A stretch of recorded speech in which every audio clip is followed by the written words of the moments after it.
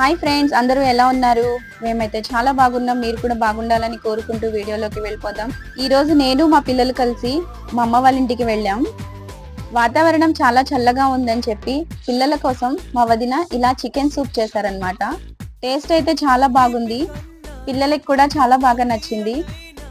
మా వదిన చేసిన ఈ చికెన్ సూప్ రెసిపీ మీకు నచ్చితే లైక్ చేయండి. ఈ సండే మీరేం స్పెషల్స్ తిన్నారు, అలాగే మీరు ఎక్కడికి వెళ్ళారు అనేది కామెంట్ చేయండి.